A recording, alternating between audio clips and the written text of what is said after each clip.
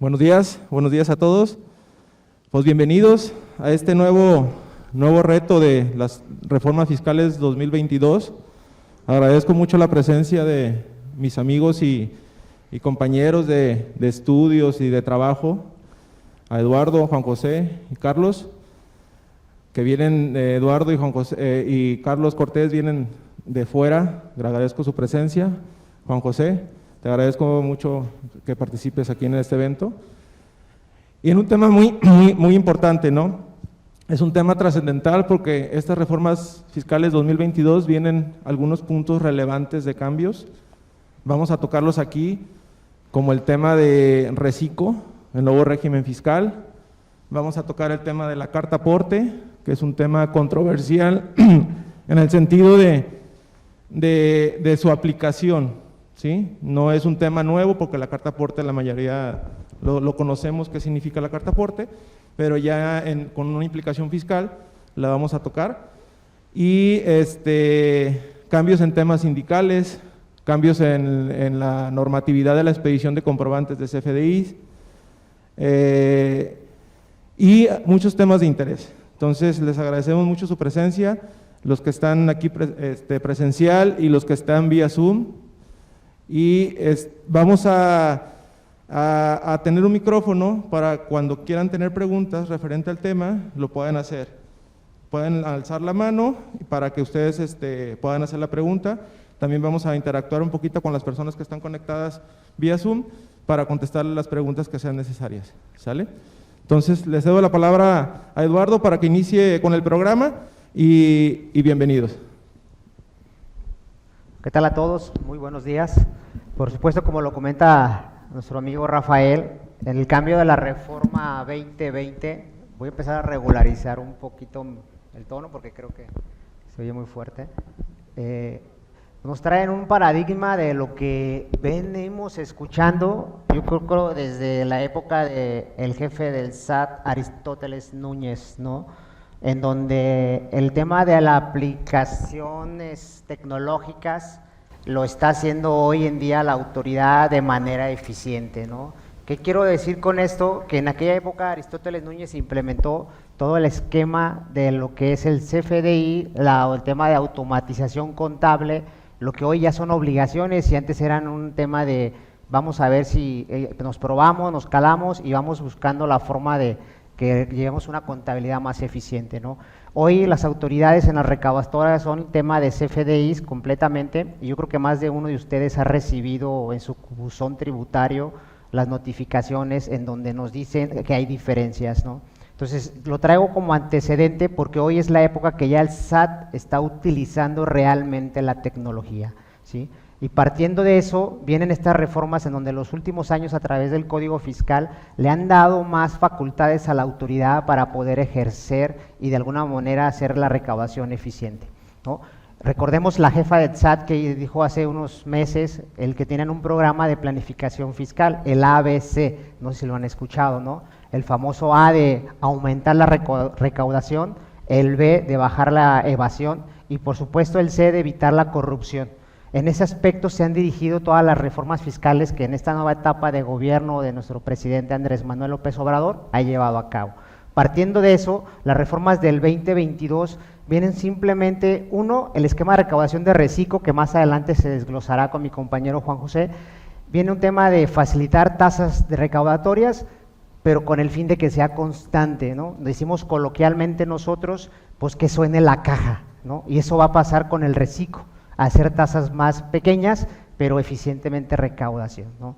Y viene un tema de la carta aporte, donde el tema era evitar el tema de la delincuencia organizada, con el tema de los traslados de mercancías, en su momento el famoso huachicol que surgió, pues el tema era proteger esos intereses del patrimonio de la nación de Pemex, pero se lo llevaron a todos los contribuyentes en cualquier tipo de mercancías, que también ya lo verán más adelante, ¿no? Nos vamos a enfocar en el resumen de la reforma, que ese va a ser la parte que va a estar viendo su servidor, y los cambios que se han ido haciendo, bueno, aquí estamos todos presentes, los cambios que se han ido haciendo principalmente es, ¿por qué la reforma fiscal? Año tras año, en la reunión de los ejecutivos, senadores, diputados y por supuesto el federal, junto a sus asesores, que tienen asesores de cabecera, así como nosotros somos también unos asesores empresariales de la iniciativa privada, ven viendo la forma de recaudar. Y año tras año la preocupación, como cualquier empresa, es el gasto público, ¿no? Y el gasto público, como ustedes saben, por ley, en tema Constitución Mexicana de Estados Unidos Mexicanos, es artículo 31, fracción cuarta, la recaudación. En su exposición de motivos ellos mencionan que necesitan tener mayor recaudación, principalmente por temas de apoyos y programas sociales, que si sabemos y vemos la ley de ingresos que ya se publicó, pues prácticamente el 35% de los ingresos recaudados se van a apoyos y beneficios, programas sociales, ¿no? Entonces, en la exposición de motivos nacen 5 puntos relevantes para nosotros que hablan de por qué. Uno, la recaudación. Simplificar el tema del reciclo es lo que mencionábamos al inicio, es que la recaudación sea eficiente y que cada mes o cada periodo de pago, en tema de cerrar los ciclos del mes provisionales, estén recibiendo la autoridad de ingresos.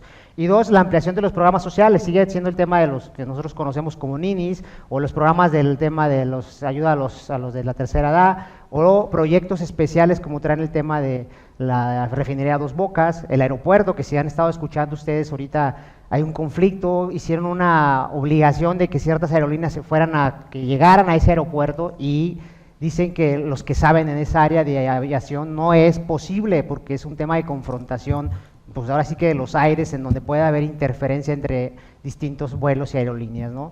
Pero está buscando el gobierno quienes se suman al barco, quienes lo apoyan y los quieren hacer que participen de manera solidaria.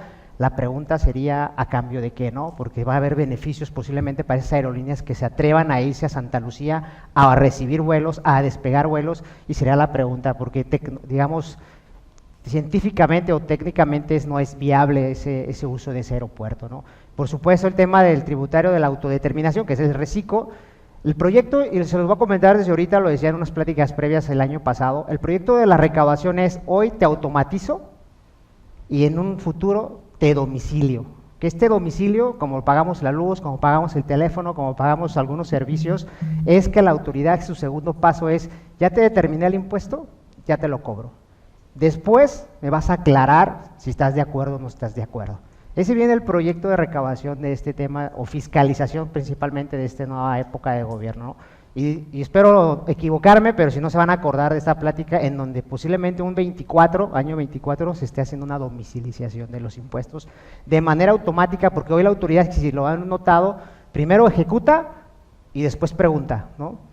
Primero, hoy el tema de congelación de cuentas, antes era un proceso, te notifico, me desvirtúas y no pasa nada, y si no te congelo. Hoy te congela cuentas y tú aclárame por qué, o sea, el motivo. Y a veces ni sabemos por qué sucede, ¿no? Tenemos que estar investigando bancos, el banco no sabe, le llega una cartita nada más de la Wi-Fi, y luego tenemos que estar investigando el SAT tampoco sabe, y tenemos que meternos a temas administrativos a buscar el porqué. Es el mismo caso donde viene el tema de tributación y autodeterminación. Y por supuesto el tema de la consolidación de la cuarta T, ¿no? Sabemos que trae un tema de que se mantenga la transformación del país, cuestiones de visión, hay quienes la comparten, hay quienes no. Entonces, quieren mantener con este sistema de recaudación, ser accesibles, según supuestamente cero corrupción, el que se mantenga, en este caso, que es Morena, ¿no? Vamos a ver qué sucede. La decisión, como siempre, la tomamos nosotros al momento de emitir nuestro voto, y esperemos que las cosas vayan mejorando, porque hoy actualmente el tema económico del país está, yo diría, está fulminado, ¿no? Tenemos una inflación del 7%, tenemos un tema ante el dólar ahorita que acaba de subir casi 2 pesos de golpe, entonces hay que ver qué para la economía, y el tema pandemia sigue siendo un factor, y esas son situaciones que en el tema de la operación económica de México afectan. No soy economista, ya habrá quien les platique más del tema, ¿sí? Hay que checarlo. La ley de ingresos, por supuesto, se tiene una estimación de que la autoridad recaude 7 billones de pesos. Esos 7 billones de pesos, si quisiera tener el dato, no sé si tenga láser aquí, bueno, no voy a poder, ¿tengo láser o no? Ah, sí tengo láser. Esos 7 billones de pesos que quiere recaudar la autoridad, ellos quieren tener adicionalmente una deuda pública, o sea, no les va a alcanzar para el tema de la economía o el gasto público de la nación. Van a endeudarse, y ya lo tienen presupuestado, todavía 875 millones de pesos. Una de las propuestas decía que iban a empezar a bajar la deuda pública. También la realidad es que eso no está sucediendo, está incrementando, ¿sí? Entonces, en este año, cada año la ley de ingresos sería interesante que revisaran. Somos como una empresa, es un estado de resultados, es ingreso, es egreso, y si no nos ajusta, nos apalancamos, ¿no? Entonces, eso mismo hace la nación.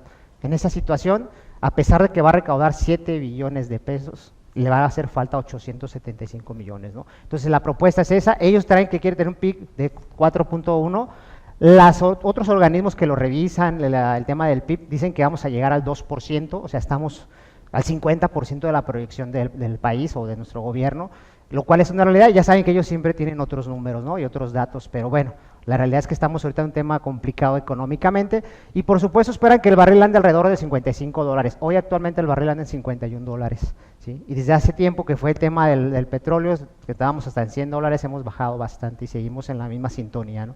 Tenemos que ir checando qué sucede con las tasas, por supuesto las tasas de recargos, el prorrateo, las facilidades que permite la autoridad cuando tienes créditos, pues siguen manteniéndose. La única que sí creo y fue congruente, pues fue afortunadamente el tema de, aquí lo iba a señalar, ¿dónde? Ya no le moví. Bueno, la tasa de retención por los bancos, ¿no?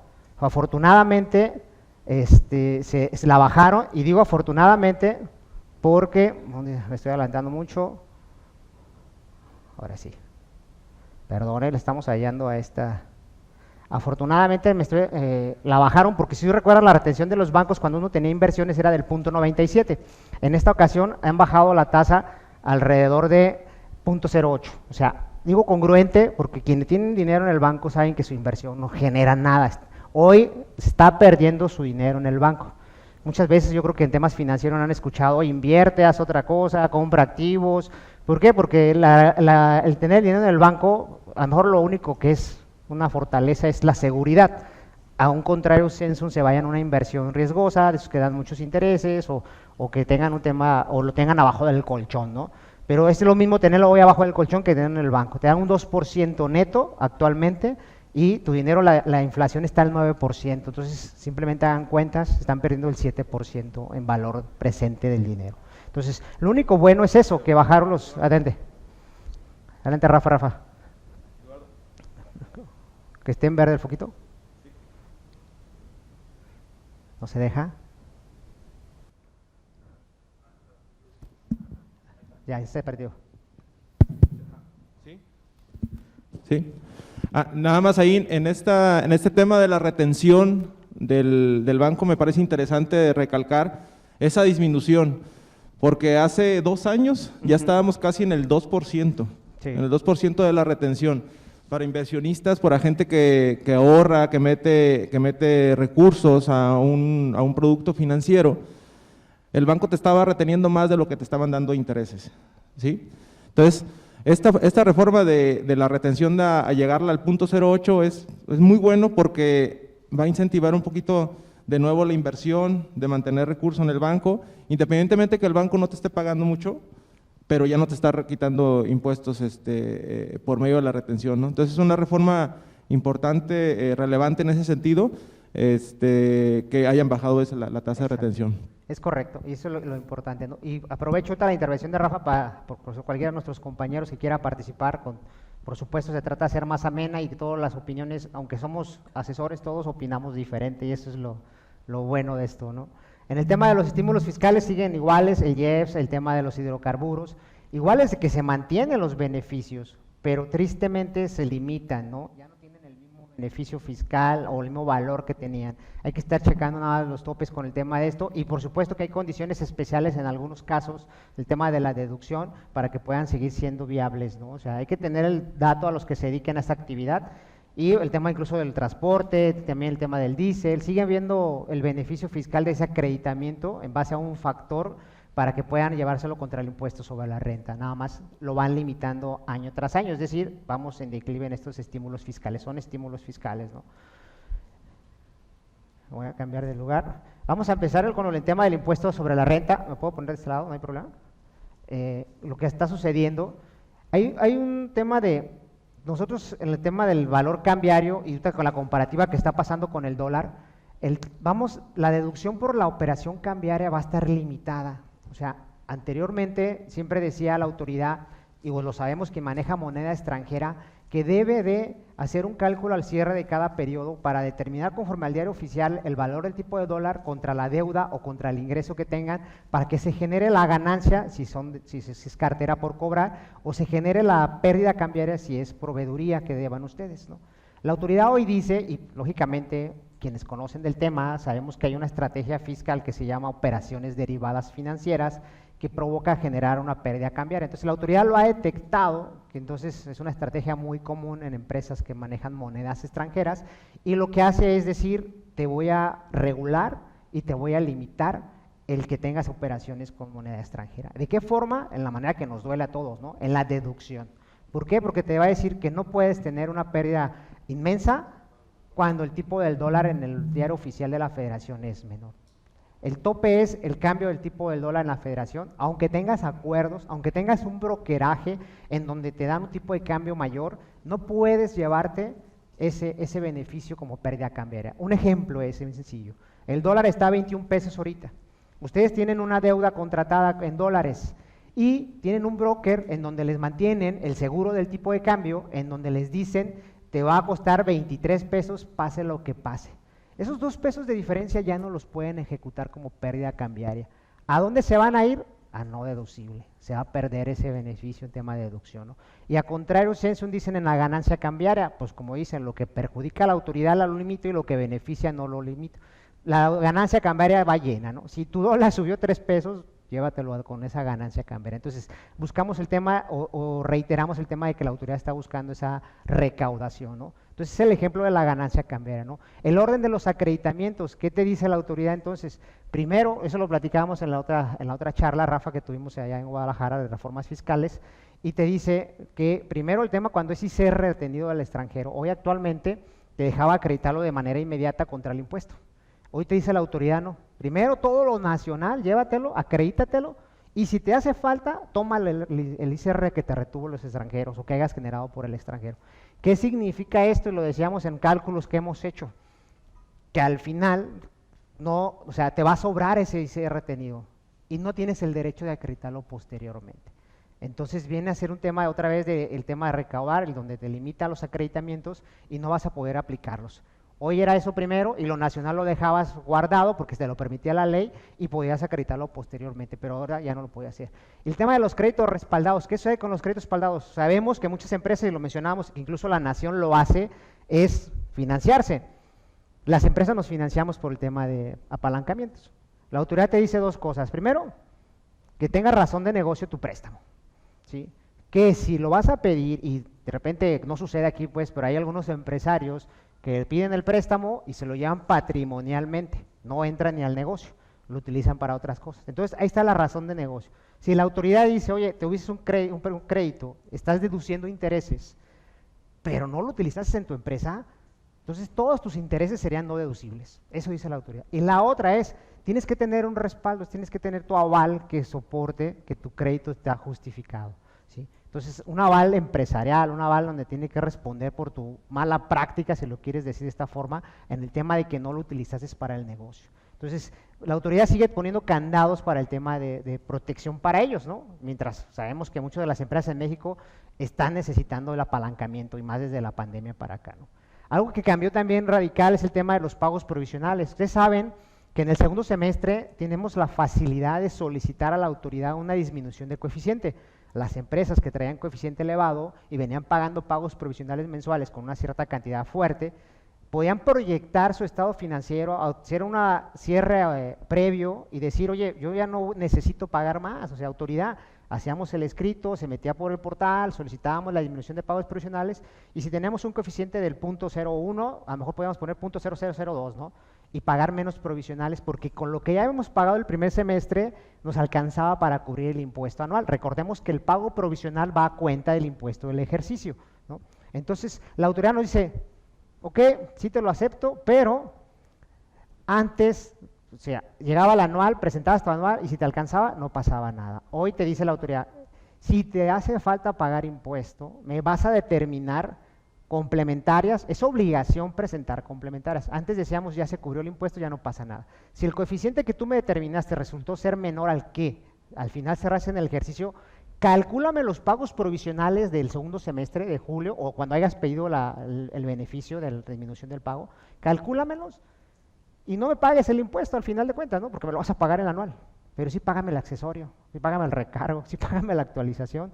Y antes sabíamos que había la facilidad en código, que al final, si había estas diferencias de pagos provisionales y en el ejercicio ya había saldado con tu impuesto anual, la autoridad te decía, ok, solamente estaba sujeto a revisión, y ahí corrígeme Carlos si me equivoco, que entonces pagaras accesorios y recargos, pero solamente a sujeto a revisión.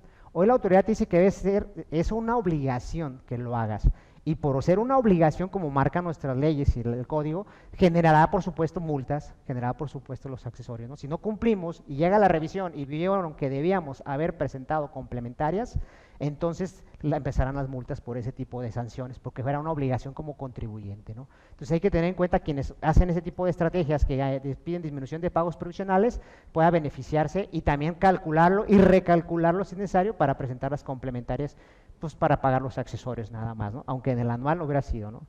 El tema de la nuda propiedad, lo decíamos en este tema, es muy común que las personas cedan los inmuebles, principalmente a las familias, para el tema de que usen el inmueble y ellos tengan el derecho del inmueble y uno pueda seguirlo usando.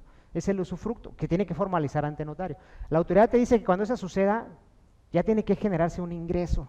Es como cuando si enajenáramos un activo, el usufructo es un activo intangible, ¿no? Entonces dice la autoridad, oye, si haces un usufructo con un familiar, tema familiar que no tiene nada que ver con lo fiscal, pues la autoridad ya lo tiene detectado, porque lo hay empresas o personas, yo le cedo el usufructo a Carlos y le digo, tú tienes el derecho del bien, pero yo lo voy a seguir utilizando. Y de repente yo lo puedo rentar y yo ya no soy propietario porque ya él es el dueño. Entonces yo tengo ingresos y normalmente sucede muy común y nadie los declara porque es un tema particular. Entonces la autoridad dice que eso, como ya está detectado, se va a empezar a detectar ingresos con tema de valor de los activos, en donde un corredor o un perito certificado o las autoridades competentes, hay que ver qué disposiciones publican, que yo creo que las van a hacer el 30 de diciembre o el último día, para que entonces puedan determinar qué tipo de ingreso y cómo calcular el ingreso a las personas que tengan usufructo, ¿sí? Entonces, otro tema donde viene un tema de generar ingresos para causar impuestos, ¿no? Y las inversiones, nos dice la autoridad, estábamos acostumbrados que si dejaba de ser útil, depuramos el estado financiero y lo dejemos en un peso, ¿no? Entonces, no le había ningún problema con eso. Pero dice la autoridad que si dejan de ser útiles, les estemos avisando también y demos de baja a través de declaraciones informativas y vamos a esperar qué disposiciones publican para saber el cómo y de qué forma se darán de baja esto, ¿no? Porque normalmente también, pues, vendíamos a la compañía de al lado, que era nuestra empresa también, y volvíamos a hacer depreciaciones y deducciones del monto original de inversión, ¿no? Entonces, cosas que aquí, la autoridad tiene detectada. Adelante, Juan José. Sí, se escucha. Si nos fijamos aquí con estas reflexiones que se están analizando, ¿cuántos de nosotros hemos escuchado quizás esa política o esa bandera política de que no habrá nuevos impuestos? No habrá, pero el mensaje, si ustedes lo pueden analizar, es que en realidad la base de tributación se está modificando. ¿Qué quiere decir esto? Que hay ingresos que no grababan, ahora se están grabando. Entonces, no puede darnos, la cuenta no nos va a dar cómo se va a tener un ingreso mayor sin nuevos impuestos. Es simplemente lo que se intenta es ampliar la base de tributación, como es el caso de los temas que Lalo acaba de comentar, y que en un momento dado hacia allá va, hacia allá se dirige, es decir, ampliar la base tributaria, pero con los nuevos impuestos, con los mismos impuestos, ¿sí? Hay cambios de regímenes, como lo vamos a ver más adelante, pero al final de cuentas, lo que no grababa, ahora sí graba, lo que no me limitaba, ahora me limita, ¿sí? Entonces, es un mensaje que nos lo vamos a tener que llevar como tarea, ¿sí? Entonces, hacia allá va que, por ejemplo, el grabar las herencias, en un tiempo no muy lejano, que no sería un nuevo impuesto, pero sí el ingreso se grabaría. Entonces, ese es el mensaje que se está llevando y que políticamente no, lo vemos de una forma, pero que en la realidad lo vemos de otra manera, ¿sí? Exactamente, sí. Y es correcto, ¿no? El tema de las herencias viene rebotando desde hace 4 años, si la memoria no me falla, que sí, que no, y afortunadamente no, y la verdad que sería el colmo, porque es un tema que ya tenían un patrimonio y en lógica las personas ya generaron la riqueza, ya pagaron el impuesto, y si simplemente lo vas a donar a tu familia, hijos o esposas, pues no tendría por qué causar otro ingreso, pero bueno. Adelante, Carlos. Sí. Sí. Aquí es importante retomar un principio en materia fiscal, que es el derecho adquirido, ¿no? Exactamente. Es una cuestión que la Corte ha definido desde hace muchos años y que nos dice básicamente que en materia fiscal el contribuyente no tiene derechos previos para efecto de sentar una base a futuro o los medios de impugnación, como lo es el hecho de que yo en este momento no pago impuestos y el siguiente año me modifican la mecánica del impuesto, la base o cualquier elemento de las contribuciones, pero no es un supuesto válido jurídicamente para efecto de decir no lo voy a pagar. ¿Por qué? Porque no hay derecho adquirido. Exactamente, que al contrario, Censo, en el tema laboral, pues sí lo obtienes, ¿no? No, la materia fiscal es de estricto sensu, ¿no? Exacto. No laxo. Bueno, como lo dice Carlos, ¿no? Pero al final yo creo que sería, o esperemos no suceda el tema de las herencias, pero partiríamos de ahí que puede ser un acto de defensa, ¿no? Pero ya veremos qué sucede, porque normalmente IETU, IMPACT, hoy el tema ¿cuál es el otro? Que nos están rechazando todos los amparos, ¿no? La subcontratación, o sea, todo, la autoridad ya trae el tema, están cuadrados todos para la compensación universal que eliminaron, o sea, cosas por el estilo que nos están dejando, pues de una manera indefensos, por decirlo de una forma, abogado, ¿no? Pues, no es básicamente indefenso, lo platicábamos hace un momento, recordarás. Sí. El Poder Judicial de la Federación, que es el que ejerce el control concentrado de constitucionalidad en nuestro país, para efecto de decir si una ley es inconstitucional o inconvencional, se señala que la norma que estás analizando es susceptible de ser analizada a través de los principios jurídicos que prevé nuestra Constitución. Entonces, en materia tributaria también es un tema explorado, donde la Corte ha definido en varias ocasiones, principalmente con IETU, donde en aquel entonces se señalaba la violación al principio de simetría fiscal, donde la Corte termina por decir que el principio de proporcionalidad tributaria no es analizable a la luz de una política económica tributaria como es la simetría fiscal. ¿Qué es lo que se tiene que decir con esto? Que el Poder Judicial de la Federación dice, yo no me voy a meter en temas económicos. ¿Por qué? Porque no es mi competencia, ¿no? Y es facultad del Ejecutivo, es una potestad, es discrecional y no nos podemos meter en eso. Entonces, pasó lo mismo en pandemia, no sé si recuerden el tema del 39 fracción primera de código que dice que el Ejecutivo puede eximir total o parcialmente de contribuciones en casos específicos como lo fue la pandemia, ¿no? Pues no vimos ningún beneficio. No vimos ningún beneficio, se presentaron ciertos amparos y las conclusiones al día de hoy son que son temas económicos, es política económica tributaria en el cual no se puede incidir, ¿no? Entonces, para el caso da lo mismo, ¿no? Y es como el tema de que no es pandemia, es una emergencia sanitaria, ¿no? Sí. Para el tema y laboral. Es un tema laboral, se lo brincaron por todos lados. Exactamente, pero era por el fin de no dejar de recaudar, ¿no? O que al trabajador en el tema laboral, pues le des lo que le corresponda, si lo tienes que terminar la relación laboral, ¿no? Pero bueno, ese es otro tema que ya veremos. Y entonces aquí, Lalo, como una conclusión a la participación en esos temas sería llevarnos un mensaje y anotar esa frase que diríamos, más con lo mismo. En realidad eso es, ¿sí? Más con lo mismo. Exactamente. ¿Sí? Es sí saberle sacar provecho. Pero bueno, continuamos con el tema de ICR que veníamos platicando. Hay un tema que el régimen agrícola, pues todos nos asustaron. Yo creo que ustedes que están en esta área y que se maneja mucho algo de agrícola, ¿no? El tema de la Jamaica, el tema de berries también, el agave también aquí, ¿no? Lo están ya llevando a cabo en Tepic.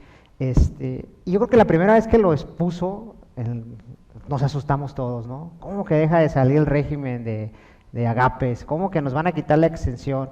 Y afortunadamente, porque esa era la idea original, y afortunadamente reflexionaron y empezaron a hacer acomodos, y eso hizo la facilidad que hoy, aunque ya el régimen de agapes, personas físicas, pues quítenlo del mapa, se elimina 100%, ya no va a existir 2022, pero sí mantuvieron el beneficio, y posteriormente pues ya lo verán también con Juan José, este tema de los cambios que están en donde van a entrar al régimen simplificado, ¿no? Y lo que sí reflexionaron es que dejaron a las personas morales todavía en su régimen de agapes con las mismas facilidades y con las mismas atribuciones que vienen manejando. Entonces es algo que al final, digo, hay que agradecerles algo, ¿no? A nuestros ejecutivos, diputados y senadores. Bueno, el dictamen fiscal, pues yo creo que los auditores, no sé si aquí hay auditores, recordarán la triste historia del 2014, en donde se los quitan y muchos despachos cierran por esa situación, porque era todo su core business. Hoy lo tienen al regreso y también se entusiasmaron. Lo malo es que le subieron los ingresos para que sea obligatorio, ¿no? 1.600 millones, Juan José, si no me equivoco. Pues pocas empresas están a ese nivel, son empresas ya de régimen de grandes contribuyentes y por obvias razones, por ese régimen ya están obligados a otras circunstancias y a otras obligaciones ante autoridades. Entonces, pues una raya más al tigre, pues ya a ellos no les duele porque están acostumbrados a eso, ¿no? Entonces, no le veo situaciones ahí, ¿no? El tema de disminuir la PTU, si ustedes saben, hoy cuando calculamos el pago provisional viene y si pagaste la PTU en mayo o la pagas posterior, tienes derecho a disminuirlo del pago provisional. Te dice la autoridad ahorita, no lo hagas, ya no te lo permito, ¿sí? Entonces también tienen que quitar ya en su hoja de trabajo en el 2022 que ya no son parte de esa disminución de la PTU, el pago de la PTU ya no es parte de una deducción para el cálculo del pago provisional, ¿no? Pero luego ya lo veremos, contrario censo contra el régimen agrícola, el régimen simplificado, si te lo permite. Entonces, pues no sé ahí cómo es que se contrapone, ¿no? En el régimen simplificado se te dice, disminuirás la PTU de tu cálculo o sea, me dice, autoridad, aquí le hago caso, podría ser una oportunidad para que entonces cualquier otro contribuyente pueda disminuirla, porque la equidad tributaria no se está dando, porque a unos sí, a otros no, ¿no? Hay que revisarlo. Ahí, pues de antemano te diría que no, a reserva de revisarlo, por el principio de equidad tributaria, ¿no? Donde la Corte también nos ha definido que tratas igual a los iguales y desigual a los desiguales, ¿no? Entonces, si hay un régimen específicamente o especial que te determina la mecánica del cálculo y deducciones del impuesto, pues te lo vas a hacer, o sea, como ha sido con RIF, como ha sido como va a ser con Recico, pero no lo vas a comparar con una actividad empresarial. Porque es un régimen exclusivo, porque hay ciertas reglas para cada situación, completamente de acuerdo. Pero bueno, hay que hacer ruido para que la autoridad se moleste más, ¿no? El tema de los asimilados, recordará la reforma 2020, en donde según el paradigma de la autoridad decía que había mucha evasión, sacaron una listita, no sé si alguien por ahí la recuerda, en 2019, de personas físicas que habían recibido, híjole, yo espero algún día conocerlas y ser parte de ese círculo, ¿no? Pero recibían 700 millones de pesos por asimilados, 1 billón de pesos por asimilados, o sea, y salió una lista muy bonita con nombres muy interesantes, y si no la tienen, a ver si luego la compartimos por ahí. Pero de autoridad, en ese momento pensamos que iba a poner alguna traba más fuerte al asimilado, ¿no? Pues no, o sea, la reforma 2020 los limitó a 75 millones y esta reforma 2021 te dice, continuamos igual, 75 millones es lo más que puedes ganar como asimilados. Pues dijo, dichosos los que lo ganan, ¿no? Pero pues es una bondad fuerte para que entonces hasta que rebase los 75 millones te vayas a un tema de cambiar de régimen y te vuelvas a actividad empresarial. Entonces pues, no pasa nada, ¿no? En el tema de los RIF, bueno, pues sabemos se deroga el tema de RIF, hay algunos cambios, hay unas facilidades que también pues la van a comentar mis compañeros, en donde quienes hayan tributado hasta el 31 de agosto en este esquema se van a mantener en ese régimen con todas las bondades del régimen durante el plazo que les quede de beneficio fiscal, porque también mientras más tiempo pasa, menos es el beneficio y pues van a estar perdiendo esa opción. Entonces ya cuando anden en el séptimo o en el sexto, pues a lo mejor es momento de cambiarse de régimen fiscal, ¿no? Pero se mantiene el RIF con ciertas condiciones y con ciertos requisitos que adaptar, ¿no? El tema del arrendamiento, bueno, ¿qué sucede con el arrendamiento? Te menciona que ya es una obligación llevar contabilidad. Sabíamos que por el tema de la deducción ciega te decía, no es necesario, solamente calcúlame el pago provisional y no pasa nada. Hoy tiene que ser una obligación llevar la contabilidad y los regímenes fiscales regímenes fiscales preferentes, pues al final hay que simplemente hacer un cálculo de resultado fiscal como lo marca la ley, en donde principalmente no le va a jugar el ajuste inflacionario, ¿no? Simplemente son cambios sencillos donde, ¿se acuerdan del ajuste inflacionario? Si debemos más, pues tenemos el famoso ingreso y si nos deben mucho, tenemos la famosa deducción. Están limitando también ese esquema de deducción, como decía Juan José, no están cambiando nuevos impuestos, simplemente están adaptando las leyes para el esquema de recaudación, ¿no? Entonces es algo interesante que deberíamos estar checando, ¿no? Y algo curioso, de por sí las empresas extranjeras no quieren invertir en México hoy por las políticas económicas, por el tema de la recaudación, por el tema de la inseguridad, y ahora le dicen que si viene un extranjero a México a querer invertir y tiene un representante legal en México, deberá este representante pues tener la solvencia económica para respaldar al extranjero. ¿Qué significa eso? Que si viene una empresa de Estados Unidos y quiere que yo sea su representante y su valor de operación anda sobre 5, 6, 7 millones de pesos o de dólares, yo tendría que personalmente tener un patrimonio similar para poder ser su representante. Pues yo lo veo bien complicado, ¿no? Entonces, más trabas para la inversión extranjera o más oportunidades para quien tenga esa capacidad de capital, pues para cobrar más caro, ¿no? Pero yo no sé cuál sea, si es beneficio o es un conflicto, pero bueno, situaciones de la autoridad. Lógicamente, lo más relevante del impuesto sobre la renta es la incorporación del régimen simplificado, ¿no? En donde se agrega para personas físicas en el título 4 y en personas morales en el título 7, pero eso ya lo veremos con nuestro compañero Juan José, no vamos a abundar ahí para que le dé el detalle fino de cada situación del reciclo, ¿no? Las tasas ya las verán con Juan José, no las voy a brincar para darle que Juan José se luzca ahí con ustedes, ¿no? ¿Sí? Bueno, el RFC a menores, no sé qué piensen ustedes y me voy a atrever a preguntar qué piensen de menores. A ver, ayúdame, ¿qué piensas tú que los menores se registren en el Registro Federal de Contribuyentes? ¿Se te hace bien, se te hace mal? ¿Te enoja, te molesta? ¿Lo aplaudes? Ok, dice que pues, si las menores de edad no trabajan, no tienen necesidad de tener un RFC, ¿no? Pero aquí algo interesante, en mi punto de vista particular es, no pasa nada. Al final de cuentas, tarde o temprano vamos a trabajar. Al final de cuentas, cuando vamos a pedir un trabajo nos piden que estemos registrados para poder darnos de alta en el IMSS, para poder darnos de alta en el timbrado, y muchas veces te mandan, ¿no? Yo creo y la autoridad, su exposición de motivos es en que son prestanombres y que utilizan a personas, pero para eso tienen que registrarse en el RFC, o sea, al final sucede. Yo creo que es como la cartilla militar, ¿no? En su momento es tu mayoría de edad y es algo que debes de cumplir, igual el RFC, si no lo utilizas no pasa nada. Estás en stand-by, te quedas sin actividades económicas, no pagas impuestos. El registrarte en el SAC no significa que paguemos impuestos. Al final, lo que paga impuestos es tu actividad económica y depende de lo que hagas y lo que generes. Y lo que paga impuestos es tu utilidad. Entonces, yo no le veo ningún detalle, hubo mucho ruido, muchas complicaciones, que eran menores de edad, que no sé qué, pero aquí no es que sean menores de edad, aquí es cuando tengas la mayoría. El requisito es cuando cumplan los 18 años, ¿sí? Y muchas veces está la facilidad que cuando eres menor de edad puedes irte a dar de alta, no está limitado. La obligación es cuando cumplas 18 años. ¿Y qué conlleva esta obligación para que lo tengan en cuenta a sus hijos, a sus clientes, a los herederos de las empresas?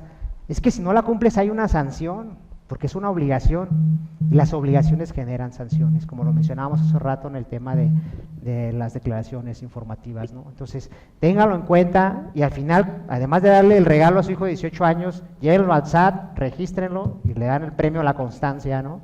Entonces, porque si no sería una sanción y hay que ver cómo actúa la autoridad ahí, ¿no?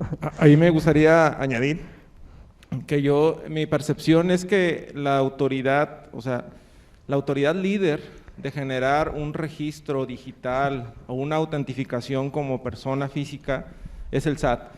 O sea, el SAT cuando uno va y tramita su firma electrónica, le toma sus huellas, el iris del ojo, todos tus datos. Sí. Y todas las dependencias gubernamentales están adquiriendo la firma digital del SAT como medio de identificación. Va por ese lado. Ya para hacer trámites en cualquier identidad de gobierno, nos piden la firma electrónica del SAT. Entonces mucha gente va y saca su cita, su firma electrónica para hacer un trámite distinto al tributario. Yo pienso que va encaminado a eso, a que como el SAT tiene la mejor infraestructura tecnológica para generar una identificación, va en ese sentido, ¿no? Exacto. Y la otra es el hecho de que se registren todos después de 18 años, lo que puede originar es que por un error de sistema le incluyan obligaciones fiscales y que después los estén requiriendo, ¿no? Entonces ahí van a empezar las aclaraciones, las multas, las sanciones, y ahí también el SAT se puede agarrar un poquito, ¿no? Entonces es un arma de doble filo, pero es un arma que hay que estar cuidando. Cada quien que genere una firma digital, pues puede consultar en el SAT cuál es su estatus, y con eso se puede dar cuenta cuál es la situación real. Sí, y me gusta el comentario, Rafa, porque al final hay que estar al pendiente del buzón tributario, ¿no? Si estás registrado en el SAT porque es una obligación darte de alta en el RFC joven de 18 años, tu obligación automática es dar de alta tu buzón, poner tu celular, poner tu correo, que son los datos de contacto. Entonces, ese va automático, ¿sí? no nomás es dar de alta, o sea, sería todo a cumplir ese círculo. Y como la tómbola del SAT es chicle y pega, mando masivos a todos, pues puede llegar alguna notificación que no tengas derecho a, o sea, ni obligación de presentar. Pero al final para eso pues una aclaración es suficiente y te quitas de problemas, ¿no? Porque si no luego puede haber las sanciones y revisiones, ¿no? Es cierto lo que dice Rafa, ¿no? Porque Sí, aquí, bueno, si recordamos o retomamos qué es el Registro Federal de Contribuyentes, ¿no? Es un padrón. La exposición de motivos señala que es un tema de cultura fiscal, es decir, que a partir de cuando se adquiere la mayoría de edad, 18 años, pues ya se vaya creando una mentalidad de que tienes que cumplir con una obligación primaria, que es la de contribuir para el gasto público. Pero dentro de las novedades también que nos encontramos con estas reformas es que ya la autoridad, al detectar ingresos en una persona, puede modificar su catálogo de obligaciones, sus actividades, su régimen. Incluso lo vamos a ver más adelante, si no tienes ingresos, si no presentas declaraciones, te pueden generar una suspensión de actividades. Entonces, al final todo es un enlace entre la clave del Registro Federal de Contribuyentes y lo que nosotros realizamos como personas en la realidad. También imaginémonos que tenemos un hijo mayor de edad, estudiante, y le depositamos pues para sus estudios, a lo mejor estudia afuera y le estamos depositando, pues esos ingresos que teóricamente es en cumplimiento pues a una obligación de esa afiliación que hay entre familia, pero técnicamente pues es una donación, pero mientras la autoridad diga, a ver, pues a mí yo tengo aquí como que una duda y por lo pronto te mando una cartita o te mando un aviso o te mando decir que me debes, y si no, bueno, pues lo aclaramos, y si no, pues me lo pagas con sus accesorios, y si no, pues voy y te cobro. Al final también ese mensaje es que todo es un tema de fiscalización, así como Lalo inició la plática el día de hoy, que es un tema de tecnologías, es decir, que ya incluso las sesiones que hacemos al día de hoy, que ya nos conectamos vía remota, por Zoom, por plataformas, pues ya toda la tecnología hacia allá va.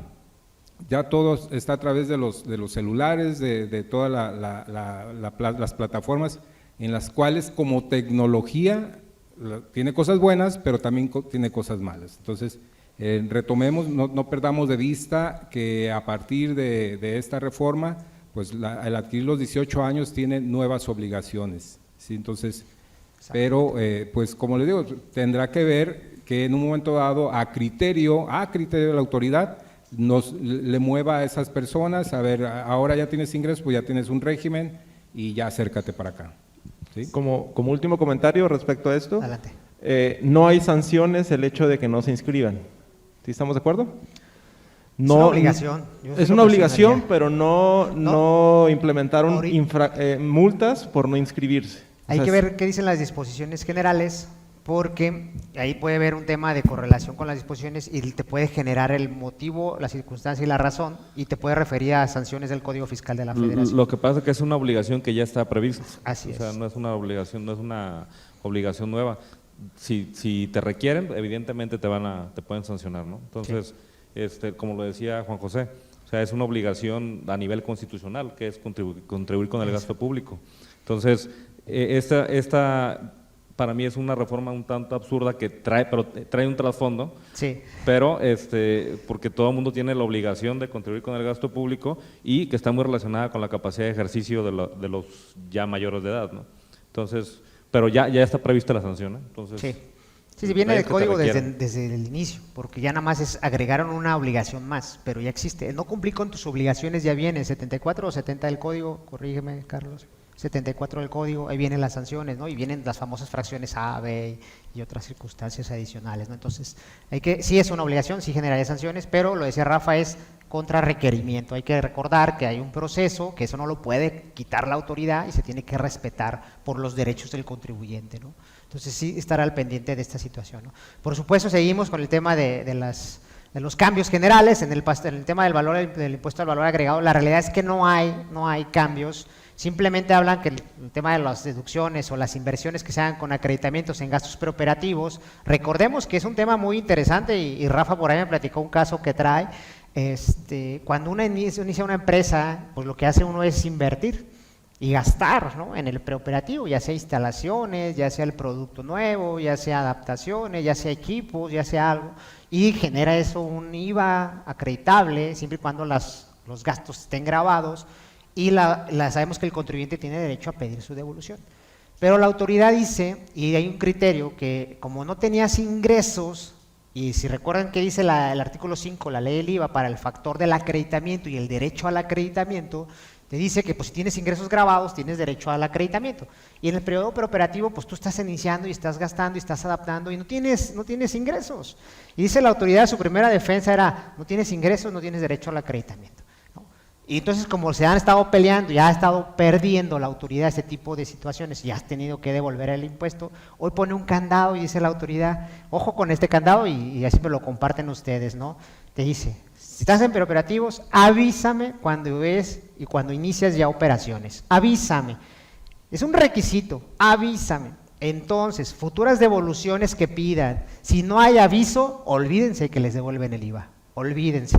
No cumplieron el requisito. Entonces, a partir del 2022, cuando tienen esa situación de emprendimiento o vuelvan a abrir un nuevo negocio, hay que tener cuidado con esto de dar el aviso. Porque si quieren pedir en devolución ese IVA, no se lo van a dar. Al final de cuentas, sigue teniendo el beneficio del acreditamiento, pero pues no va a ser flujo para ustedes, ¿no?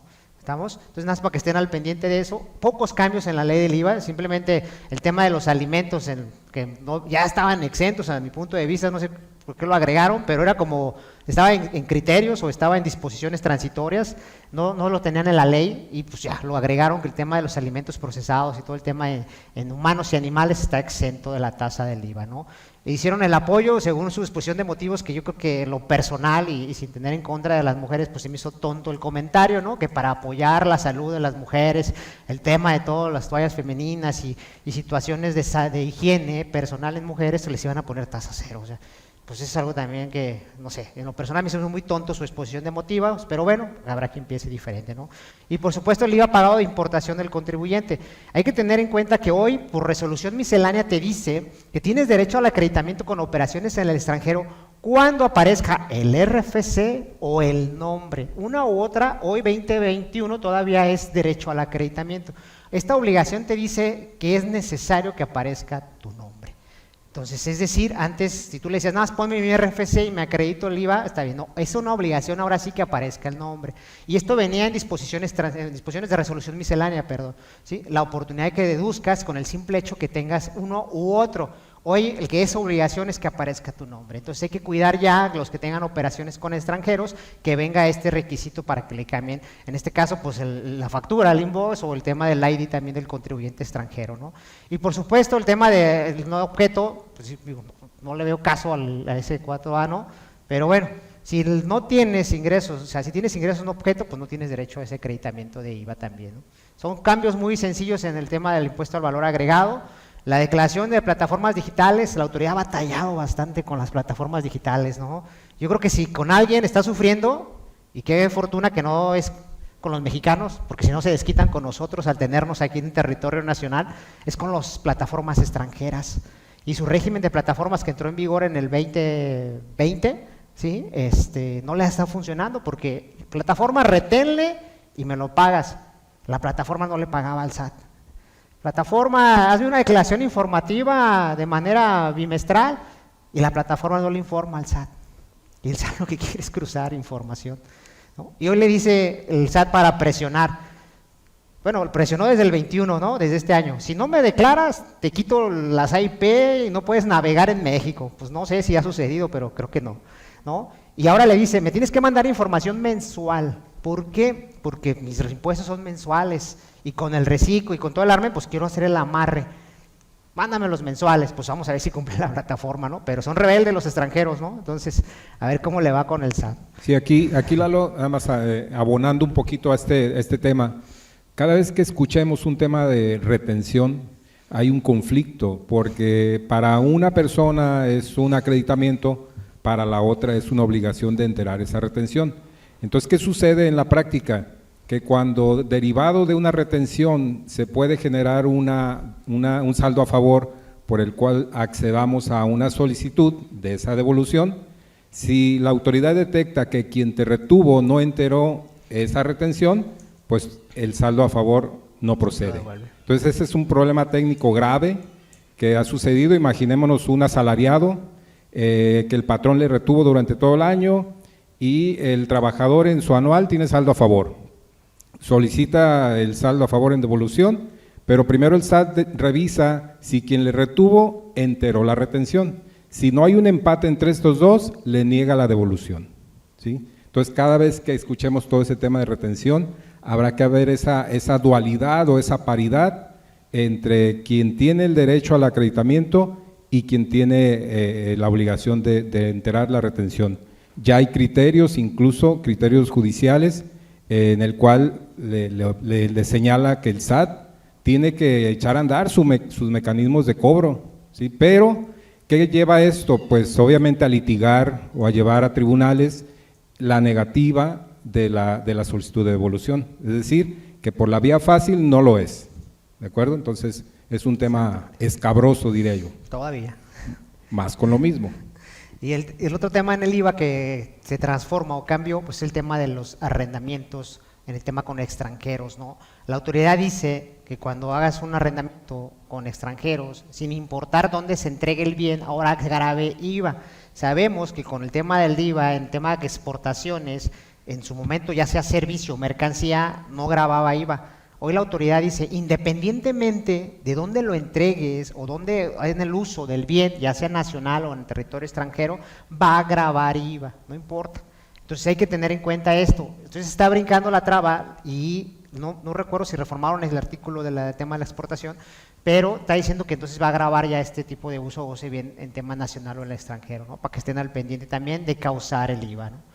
Entonces son situaciones muy prácticas, pues, que la autoridad está adaptando. No camina. Bueno, creo que sigue código.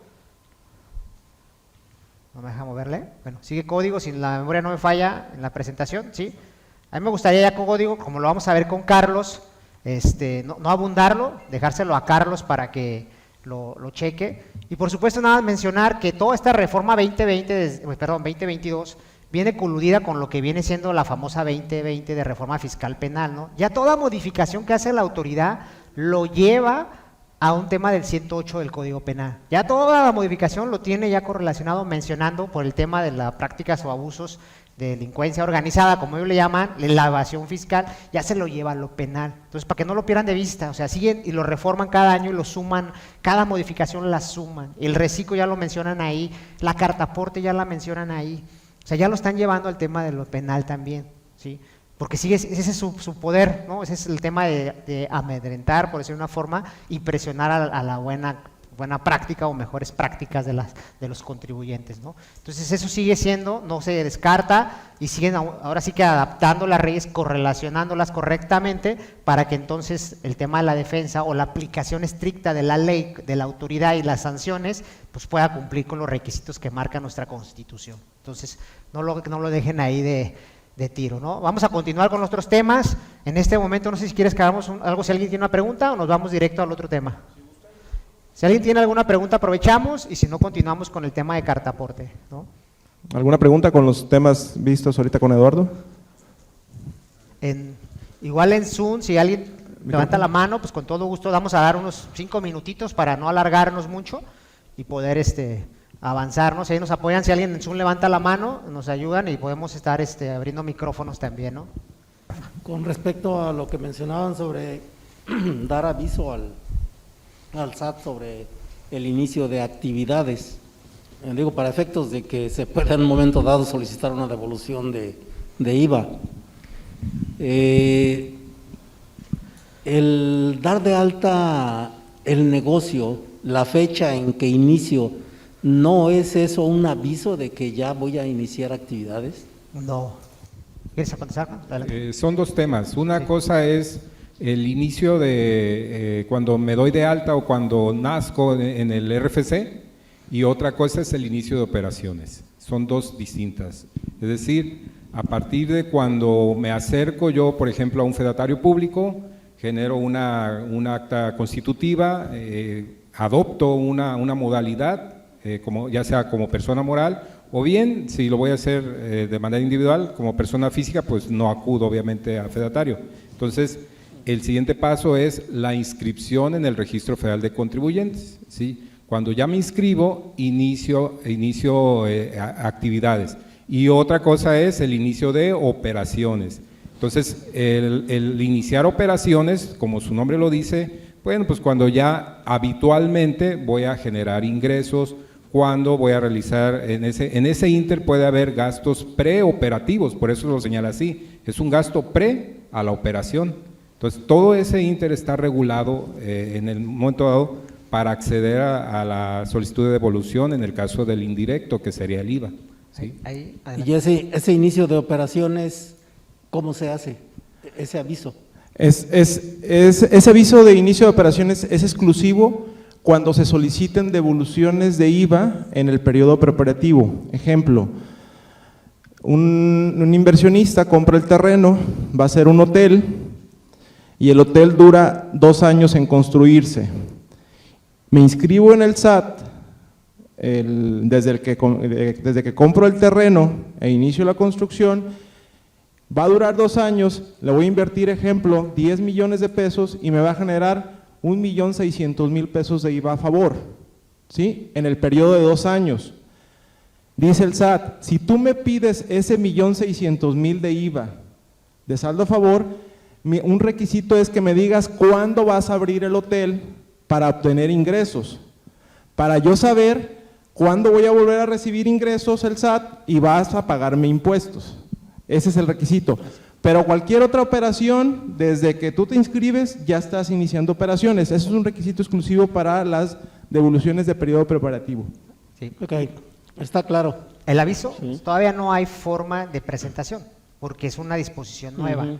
Estamos esperando, lo hablamos la redundancia, el tema de las disposiciones generales que publique la autoridad, las famosas resoluciones misceláneas, ¿no? Creo que Ana sería el 28 de diciembre, el Día de los Santos Inocentes, por ahí más o menos creo que está. Y de Siempre salen ese día. De cualquier manera, cualquier solicitud de devolución de IVA, generalmente es complejo, ¿eh? Sí, Sí, nada más es, en es- preoperativo. es exhaustivo el tema Sí. de lo que ya están requiriendo, ¿sí? Y más que nada por la materialidad del acto. Ya te están preguntando por qué esa factura, por qué lo contrataste a ese proveedor, quién te dijo que era mejor que otro, cuándo lo contactaste, todo es una serie de cuestionamientos que la autoridad quiere saber que si es un acto real, que si es una factura real, que es una prestación verdadera. Sí, ¿Alguna si otra no hay- pregunta más? Si no hay ninguna en Zoom, si abrimos tema de Zoom, si no hay nadie, continuamos, ¿no?